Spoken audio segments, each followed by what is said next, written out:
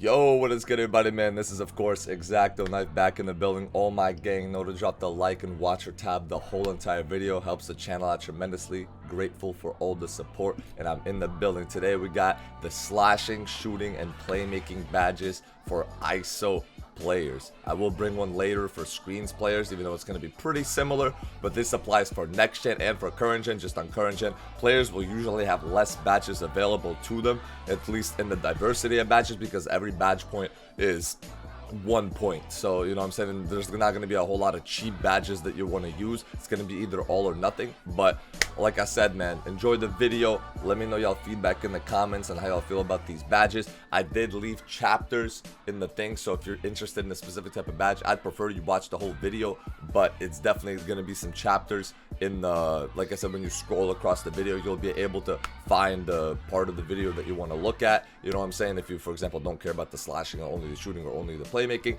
And with that said, also, I am a 95 win percent player, so this is not me just pulling things out of my ass. This is me actually experiencing it. This is me playing every single position on the game against every single position on the game and just seeing what works and what doesn't. So let's get into it.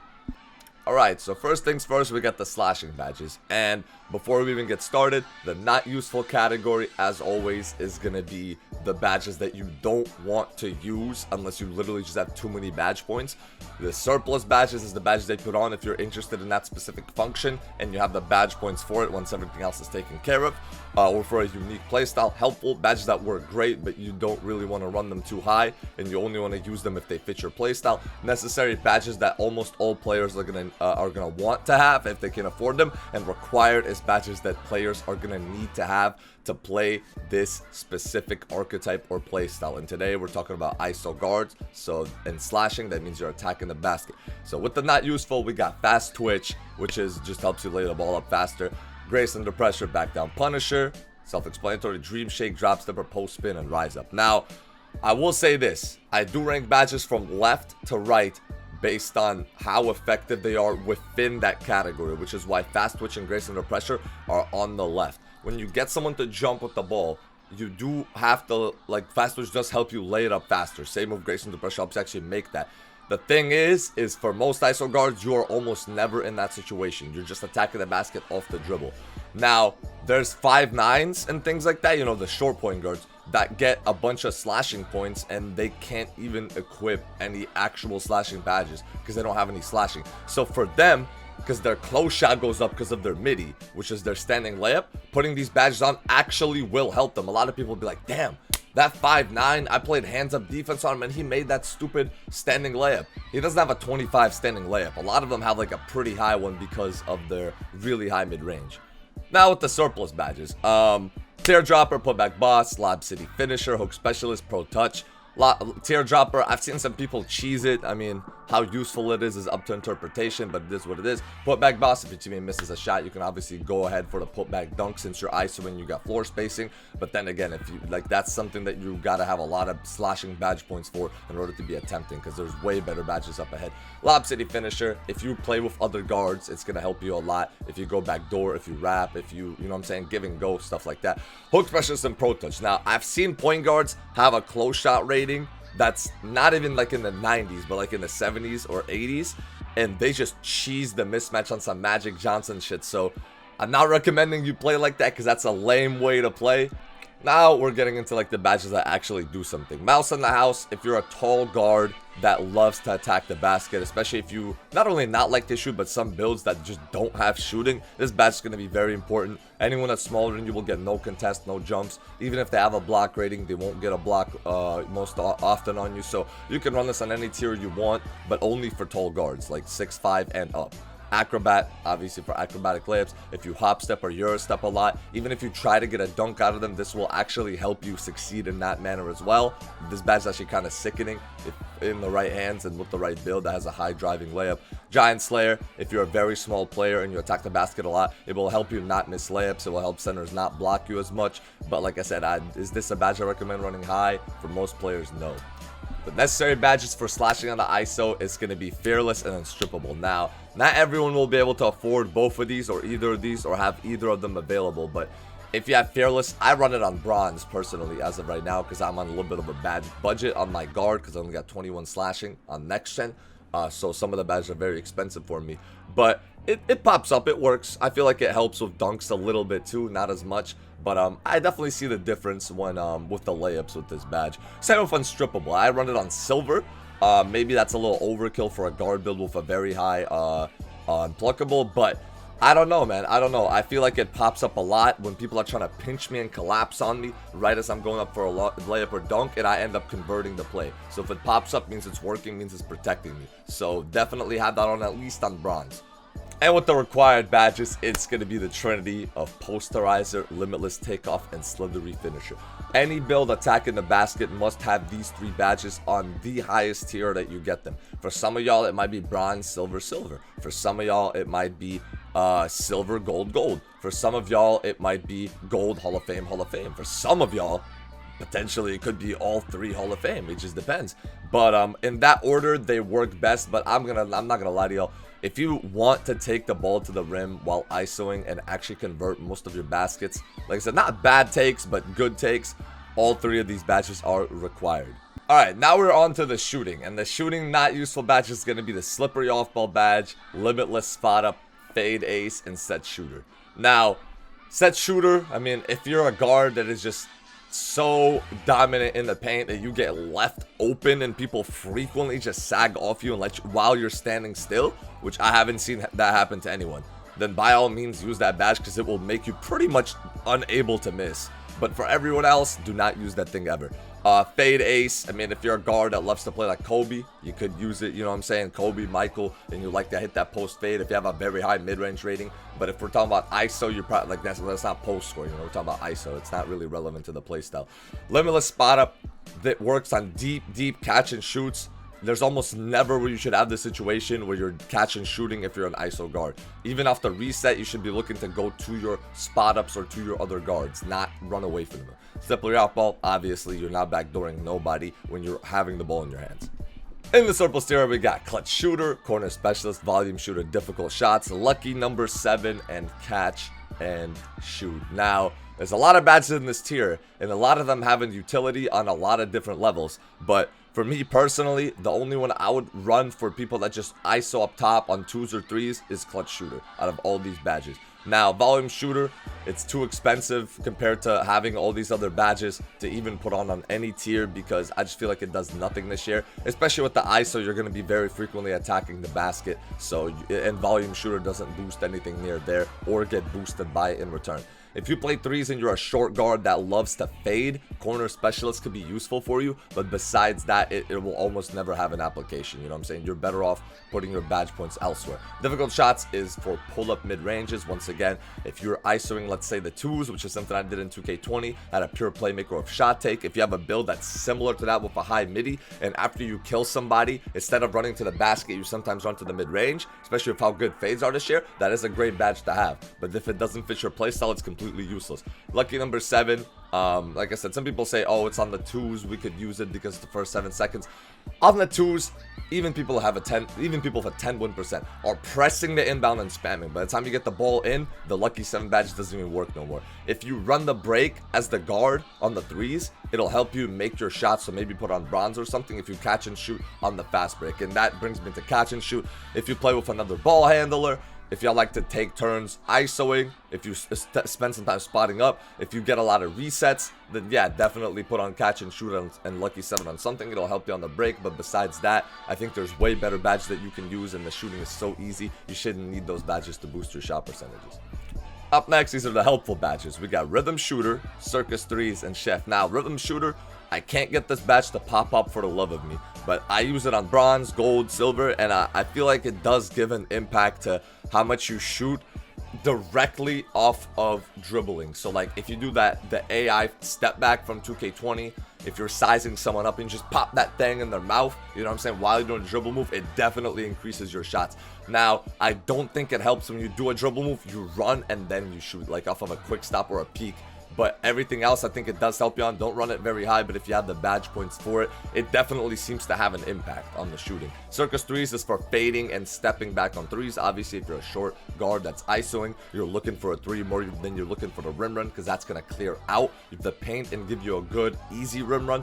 So Circus threes, once you get away from them. Same with Chef. Chef is pretty much the same thing, but helps you do it from deeper and helps you fade from deeper. So like I said, if you're somebody that shoots from deep with a very high 3-point, these badges are going to be useful. But a lot of ISO players are looking to get to the 10 and establish a paint presence first and foremost, and a lot of ISO players tend to be a little bit taller and play twos and stuff like that. So that's something to be noted. If you're not someone that shoots from deep, don't use either of these badges. Now we're getting into the great badges. We got Deadeye, Mismatch Expert, and Green Machine. Some people might think I'm overrating Green Machine. Now, by no means am I telling you to run this on Gold or Hall of Fame or anything like that.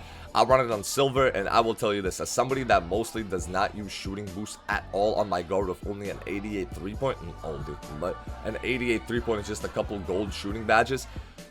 I have bad shooting games sometimes. It happens, you know what I'm saying? It happens to the best of us. But I feel like my good shooting games, once I get it going with Green Machine, oh my goodness, I am pulling anything and everything on the basketball court, and I turn unguardable. If you run this badge, even on just bronze or silver, it's such a good value. It helps you hit your consecutive greens significantly with a boost.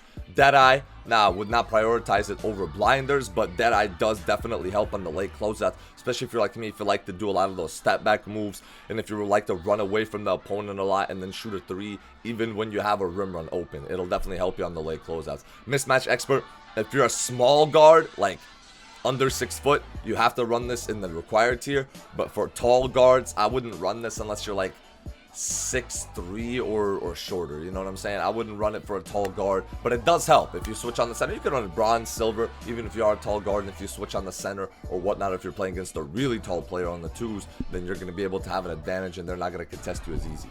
And then the required tier, of course, blinders, sniper, stop and pop, hot zone, hunter. No guard on this game can do anything without any of these badges. Some people have told me that sniper, they don't even use it no more, but that's silly. You want to use every single badge you can in that order. Blinders on the ISO, you are not getting a 3-up on the ISO unless you're playing complete bums, unless you have blinders. You know what I'm saying? Against anybody that's good at the game, you're not getting a 3-up on the 3v3 court without blinders. And on the twos, it helps you not get contested when people are playing that sag off but keep their hands up back and forth defense. You know what I'm saying? It's a very important badge to have. Do not sleep. And I see a lot of y'all ignoring it. You gotta have it on, bro. It's not just for the side contest, it's for the front contest as well. Stop and pop. Any shot you take on the ISO will be a stop and pop shot. Self-explanatory. Hot zone hunter as well. The more hot zones you have, the less chance of you missing, because with ISO, the better you shoot, the better your team is off, because you don't have a board frequently, because your teammates are spacing out for you in the corners. So if you have a hot zone on the court with hot zone hunter, your shot percentages are way higher from that spot. With whites, with these full bars, whatever. Now on for the playmaking, we got downhill, break starter, post playmaker, special delivery, and triple threat juke. I will say special delivery and downhill have some redeeming qualities, but for most players on the ISO, they're going to be pretty damn useless. You know what I'm saying? Downhill will help you after you catch the ball off the inbound on threes, run down the court faster, which is, I don't know why you need that. You already have all the spacing in the world. Why do you want to get down the court fast as hell? Special delivery will help you throw lobs, and if you throw a flashy pass, your teammates are more likely to hit a shot. If you're ISOing, got people in the corner and they're missing, I just say get some new teammates at that point and not do extra things like that. And the other 3 badges are useless for a guard. You know what I'm saying? If you're triple threat juking on a build, I don't even know why you're dribbling on that build. Just take your old ass to the rec center and play with randoms. Surplus badges. Needle threader does work amazing in 5v5, but you're not going to be ISOing in 5v5. And let me tell you that from experience. Glue hands, if you're running with other guards, if you're going to switch off going into a spot up position, it'll help you on just bronze. If you don't like to get weird catch animations, if you run a lot of plays with your team on threes or whatever, if y'all, you know what I'm saying, if y'all like that, then it could help you. But like I said, it's not, there's way more playmaking badges than what we have points for this year. So I wouldn't put it on unless you absolutely have to. Same with floor general. Floor general is best reserved for people that have a high pass rating in the corner and just don't know what to put their badges on. It's not for guards really, because that +2, +3, if you for some reason have a 97 passing accuracy on next gen, that +4 floor general boost is nothing compared to even just a bronze dimer. When it comes to most good players that you play with, or people that are decent at the game, are only gonna miss they're gonna shoot perfect every time, and the only times they miss is gonna be a full bar. And you can have a 99-3 in sharp take and miss a full bar. You have to change the green window, which is what dimer does. You know what I'm saying? If you want to help your teammates shoot. An ankle breaker, I mean, it works, but there's two badges that are way better and more effective at that. The stunning and screwing over the opponent with animations, basically, that are coming up. Speaking of which, Space Creator, it does work on moving step backs, which is some good ones. Like if you like to do a step backs, you don't have to do an actual shot creating shot or fake. To do it, you can do some moves, some dribble moves, actually activate this badge, snatchbacks, things like that. So I mean, if you like to break ankles, I guess you could run it. Dimer, I've been using it just on bronze, and I've seen a massive increase in my teammates not missing their shots at all. Like I said, most of my teammates only shoot full bars, which is when they perfectly time their shot and it gives them a follow through, but it's not green and it has a chance of missing. Usually goes in, but sometimes misses. I could only imagine if you had a higher level of dimer, if legend gives extra badge, I'll run it higher, and then probably no one will ever miss. Don't sleep on dimer this year. It's a great badge. You know what I'm saying? It's definitely a great badge. There's a reason why it requires such high levels on nextgen to be unlocked on a high tier. You know what I'm saying? It's good even on a low tier. Now for the necessary tier, we got quick chain, bailout, and tie handles. I will note that I use every single badge on my guard that's above surplus, and every single badge above helpful, except for bailout, is close to max or max. So keep that in mind. There's a lot of badges you want to have. And like I said, that's why I don't use anything down below like ankle breaker, floor, glue hands, needle threaded, because it's just not worth it to me compared to what's coming up. Quick chain. Not only does it give you speed boosts when you combo up a few basic moves, it helps you dribble faster. Now, if you're someone that keeps dribbling to a minimum, you might not need to run it high or maybe even run it at all. But I mean, if you want to play off meta by using different moves and looking fancy with them. Don't play off meta by dribbling slow like an old head about, back in my day, we didn't used to use dribble moves. Like, come on, man. Just play the game, have fun, enjoy it. Don't put yourself in a box. Because if you do, I'm going to put you in a box myself. You know what I'm saying? When you come play me at the park. So, bailout. If you're not all ISO players are going to utilize this badge. Some of y'all are just amazing high IQ players. Me, I ain't got time for that. So I run it at least on bronze so my teammates can catch the basketball if somebody ends up helping out the corner, and I can fake them out and then pass it out. Also, when you're getting doubled, it helps you pass the ball out the paint and stuff like that, and the pass flies faster. So I definitely recommend it at least on bronze. Tie handles works on all tiers, gives them these like stun animations that just prevent a player from moving and defending you. Could be a great way to get a 3 on the 3v3 court, especially if you're a little bit of a slower guard and you can't outrun people like a 5'9" point guard can on next gen or whatever y'all use on current gen for fast guards like play shots or whatnot. So it definitely works. I've used it on silver, gold, and Hall of Fame. I think gold is a good sweet spot, but you be the judge of that. The required tier, yes. Quick first step, unpluckable bullet, handles for days, stop and go, and hyperdrive. Now, hyperdrive could be a badge that some people don't need, but if you're ISOing, it means at some point at least you will attack the basket. And if you learn how to activate this badge, after it activates right after you quick first step with certain moves, oh my god, man, you're going to be running past people like prime Derrick Rose. You're going to be running like Flash. This badge definitely does work, so don't underestimate it. Don't listen to what other people say about it. Stop and go. I'd say for all guards that I've seen, it's required at least on gold. I mean, at least on silver if you really don't have the badge points. But gold and Hall of Fame is better. Unfortunately, I cannot afford it Hall of Fame on my build, but it literally helps you stop and shoot the ball when you get open. That's pretty much the main thing. And also it allows you, if you sometimes are out of stamina or you got boxed all possession, where you can run, stop, and then just run right out of that as well, like a little speed boost. You know what I'm saying? If your player's out of stamina, it could be a game-saving basket if you just had a bad offensive possession yourself. So stop and go. Do not sleep on it. Past years has been the worst badge. This year, it's an required badge. Handles for days. Obviously, if you want to ISO, you want to dribble. Now, not all people are going to need this Hall of Fame. Not all people are going to have an available Hall of Fame. But if you dribble a good amount, put it as high as it goes, at least gold. Bullet passer.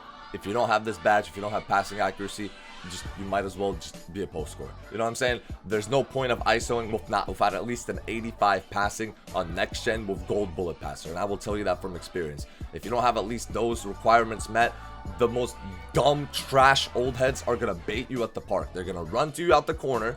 You know what I'm saying? The one guy's gonna force you to go to the paint. Other guy's gonna run out the corner. You're gonna throw the pass. The guy's gonna get back to the corner before the pass even gets there. It's like throwing an air balloon. definitely have bullet passer, do not ignore passing your build. I know it's expensive to upgrade it. It prevents you from having a very diverse build by upgrading so much of your playmaking, but it's required, man.